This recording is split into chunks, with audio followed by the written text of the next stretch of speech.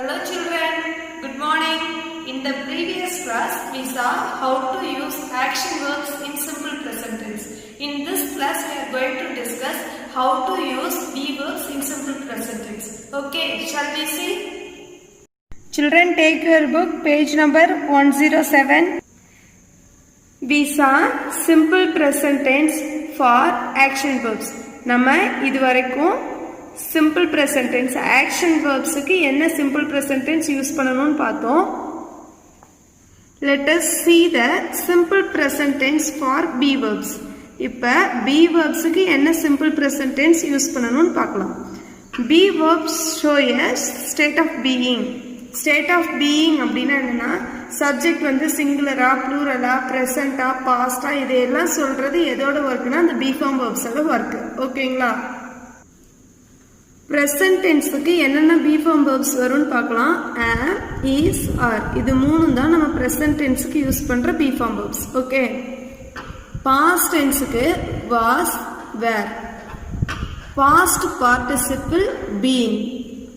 present participle being. ஓகேங்களா?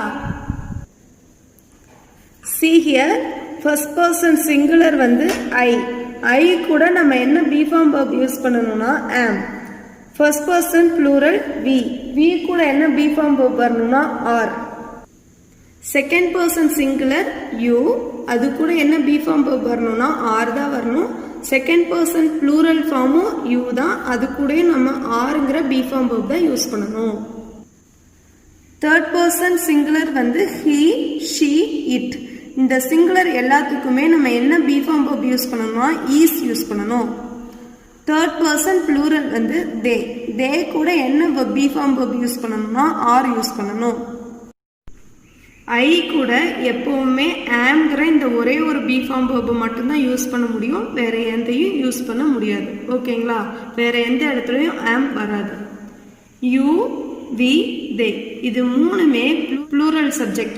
அதனால இந்த மூணு பிளேஸ்லயும் areங்கற be form verb தான் யூஸ் பண்ணனும். ஓகேங்களா? he she it இது மூணும் singular subject. so இந்த மூணு பிளேஸ்லயும் we have to use the be form verb is. okay, shall we go to the exercise now? give the correct verb form for following sentences. கொடுத்திருக்க சென்டென்ஸ்க்கு கரெக்ட்டான verb form எடுத்து fill பண்ணனும். ஓகேங்களா? I கூட எப்பவுமே am தான் யூஸ் பண்ணனும். I am a doctor. okay, next one we plural form, so we have to use the plural be form verb are here. we are police. you also comes in singular form as well as plural form, so we have to use the plural be form verb are here. you are an engineer. he is a singular subject, so we have to use the be form verb is here. he is a carpenter. It is a singular subject, so we have to use the singular be form verb is here. it is a car. they is a plural subject, so we have to use the plural be form verb. they are football players. she is a singular subject, so we have to use the singular be form verb is here. she is a driver. Children, take your book, take page number 112. அன்பு and the fish. இந்த ஸ்டோரியில என்ன பார்க்க போறோம்னா அன்புங்கிற ஒரு பாய் வந்து fish catch பண்ண போறாங்க. அதை தான் இந்த ஸ்டோரியில எக்ஸ்பிளைன் பண்ணிருக்காங்க. ஓகேங்களா? பார்க்கலாங்களா? அன்பு was talented in catching fish. அன்புங்கிற பாய் வந்து ரொம்ப திறமையா இருந்தாங்க எதுல fish catch பண்றதுல. he always went to catch fish with Madan.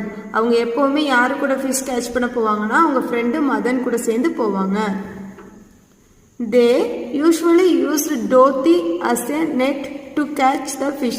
அவங்க எப்பவுமே fish catch பண்றதுக்கு நெட் வலைய எதை யூஸ் பண்ணுவாங்கன்னா டோத்தி இருக்குங்களா டேட்டி அதை தான் யூஸ் பண்ணுவாங்க. அன்பு also made fishing rods using sticks and thorns at home. அன்பு என்ன செய்வாங்கன்னா ஃபிஷிங் ராட்ஸ் மீன் பிடிக்கிற தூண்டில் இருக்கு இல்லைங்களா அதை செய்யறதுக்கு எதை யூஸ் பண்ணுவாங்கன்னா ஸ்டிக்கு குச்சி தான்ஸ் முள் இதெல்லாம் வச்சு அவங்களே என்ன ரெடி பண்ணுவாங்கன்னா ஃபிஷிங் ராட் ரெடி பண்ணுவாங்க. தென் தே ஷேர்ட் த ஃபிஷ் ஈக்குவலி. அதுக்கப்புறம் ஃபிஷ்லாம் பிடிச்சி முடிச்சதுக்கப்புறம் அவங்க என்ன பண்ணுவாங்கன்னா அவங்க எவ்வளோ பிடிச்சிருக்காங்களோ அதை 2 பேரும் ஈக்குவலாக ஷேர் பண்ணிக்குவாங்க. Unlike their friends, Anbu and Madhan were always careful while fishing. Unlike their ஃப்ரெண்ட்ஸ்னா அவங்களோட மற்ற ஃப்ரெண்ட்ஸ் மாதிரி இல்லாமல் அன்பும் மதனும் எப்போவுமே எப்படி இருப்பாங்கன்னா ரொம்ப கேர்ஃபுல்லாக இருப்பாங்க. ஃபிஷ் கேட்ச் பண்ண போகும்போது ரொம்ப கேர்ஃபுல்லாக இருப்பாங்க. They never went deep into the pond or river. அவங்க குளத்தில் பாண்ட்லேயோ ரிவர் ஆறுலேயோ என்ன பண்ண மாட்டாங்கன்னா ரொம்ப டீப் ஆழத்துக்கு போக மாட்டாங்க. Every Sunday they would go in search of earthworms to use them as bait. இப்போ மீன் பிடிக்கணும்னா அந்த தூண்டில் நம்ம என்ன போடணும், ஒரு ஏத்துவோமோ ஏதோ ஒரு புழுவையோ போட்டால் தான் அதை சாப்பிட்றதுக்காக என்ன வரும், மீன் வரும், அந்த தூண்டில் சிக்கிக்கும். மீன் தூண்டில் மாட்டுறதுக்காக அந்த தூண்டிலோட எட்ஜில் என்ன போடுவாங்க, ஒரு புழுவோ ஏதோ ஒன்று வைக்கிறாங்கன்னு சொல்கிறோம் இல்லைங்களா, அந்த புழுவுக்கு பேர் தான் என்னதுன்னா பெயிட். ஓகேங்களா? அதுக்காக அவங்க என்ன பண்ணுவாங்கன்னா எர்த்வொர்ம்ஸை தேடுறதுக்காக போவாங்க. எல்லா சண்டேவும் அவங்க எதை தேட போவாங்கன்னா எர்த்வொர்ம்ஸ் தேட போவாங்க. ஓகேங்களா? தே என்ஜாய்டு சர்ச்சிங் ஃபார் எர்த்வொர்ம்ஸ். அந்த எர்த்வொர்ம்ஸை தேடி போகிறது அவங்களுக்கு ரொம்ப பிடிக்கும், அதை என்ஜாய் பண்ணி செய்வாங்க. Once the bait was ready they would go fishing. அப்படின்னா என்னது, அந்த பெயிட் எர்த்துவோமோ அந்த தூண்டில் போடுறதுக்கு அந்த ஃபுட்டு கிடச்சிருச்சுன்னா அவங்க எங்கே போவாங்கன்னா ஃபிஷ் கேட்ச் பண்ண போயிடுவாங்க. ஓகேங்களா? On Sunday Anbu was not happy. ஒரு நாள் சண்டே அன்னைக்கு அன்பு எப்படி இல்லை, ஹாப்பியாக இல்லை. They were able to catch only 3 fish. அவங்களால அன்னைக்கு எத்தனை ஃபிஷ் மட்டும்தான் பிடிக்க முடிஞ்சதுன்னா 3 ஃபிஷ் மட்டும்தான் பிடிக்க முடிஞ்சுது. The fish were very small to cook. அந்த ஃபிஷ்ஷும் எப்படி இருந்துச்சுன்னா ரொம்ப சின்னதாக இருந்துச்சு, அதை வச்சு என்ன பண்ண முடியாது, சமைக்கவே முடியாத அளவுக்கு சின்னதாக இருந்துச்சு. So they decided to grow the fish at home. அதனால அவங்க என்ன டிசைட் பண்ணாங்கன்னா அது இன்னும் கொஞ்சம் பெருசாகட்டும், அதை நம்ம என்ன பண்ணலாம், வீட்டிலே வளர்க்கலாம்னு சொல்லிட்டு முடிவு பண்ணாங்க. அன்பு filled the jar with water and let the 3 fish into it. அன்பு என்ன பண்ணாங்கன்னா வீட்டுக்கு போனோன்னே ஒரு ஜார் எடுத்து அந்த ஜார் ஃபுல்லாக தண்ணி ஃபில் பண்ணாங்க. அதில் அந்த பிடிச்சாங்க இல்லைங்களா அந்த 3 ஃபிஷ், அதையும் எதில் விட்டுட்டாங்க, அந்த ஜார்க்குள்ளார விட்டுட்டாங்க. த fish accepted and swam in different directions. எக்ஸர்டட்னா ரொம்ப கஷ்டப்பட்டுச்சு, அண்ட் ஸ்வாம் இன் டிஃப்ரெண்ட் டைரக்ஷன்ஸ், ரொம்ப வேறு வேறு டைரக்ஷன்ஸ்லாம் அது என்ன பண்ணுச்சுன்னா நீந்துறதுக்கு ட்ரை பண்ணுச்சு, நீந்துச்சு. ஓகேங்களா? Anbu thought the fish was hungry and dropped earthworms in to the jar. அவங்க அன்பு என்ன நினச்சிக்கிட்டாங்க, இதெல்லாம் பார்த்தோன்னே அந்த ஃபிஷ் ரொம்ப பசியோடு இருக்குது அப்படின்னு சொல்லிட்டு சில மண்புழு எர்த்வொர்ம்ஸ் எல்லாம் தூக்கி அந்த ஜாருக்குள்ளார போட்டுறாங்க. But to his surprise the fish did not eat. அப்போ அவனை ஆச்சரியப்படுத்துகிற மாதிரி என்ன நடந்துச்சுன்னா அந்த ஃபிஷ் எந்த மண்புழுவையும் என்ன பண்ணல, சாப்பிடல. he saw their eyes and could feel their fear.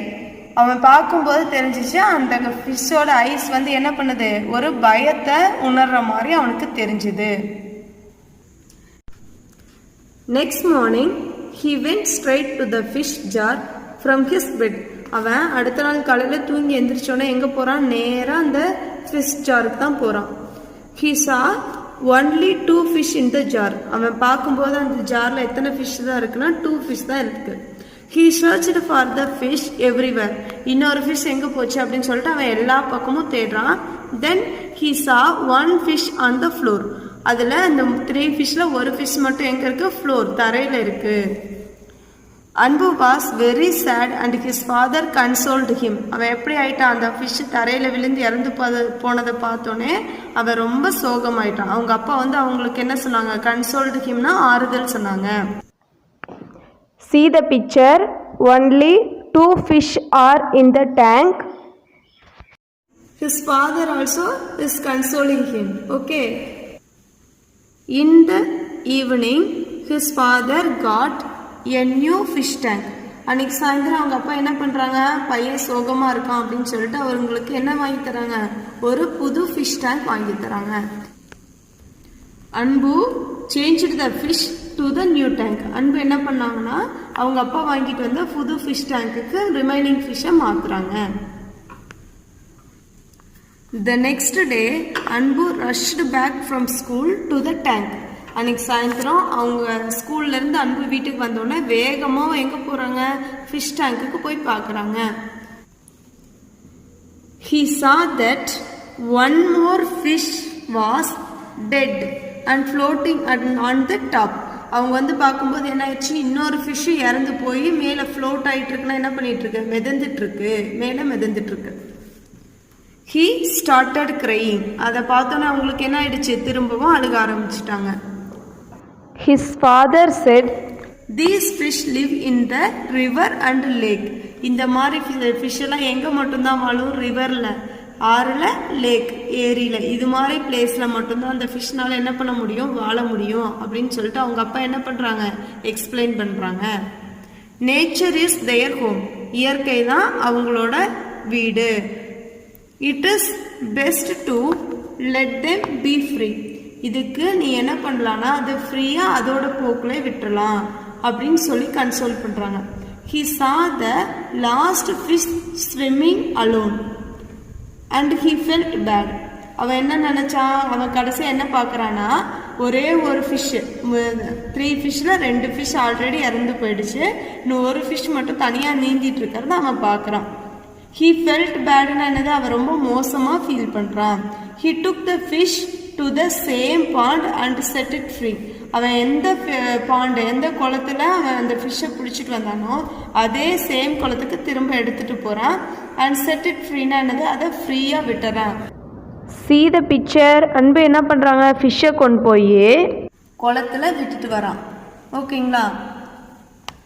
From then on, அன்பு and Madan bought a pocket of puffed rice and fed the fish. அப்ப இருந்து என்ன பண்றாங்க, அன்பு மதன் 2 பேரும் ஒரு பாக்கெட் ஃபுல்லா பஃப்டு ரைஸ்னா என்னது, பொரி இருக்கு இல்லைங்களா, அதை வாங்கி யாருக்கு, ஃபெட்னா என்னது, ஃபிஷ்ஷுக்கு கொடுக்குறாங்க, சாப்பிட்றதுக்கு கொடுக்குறாங்க.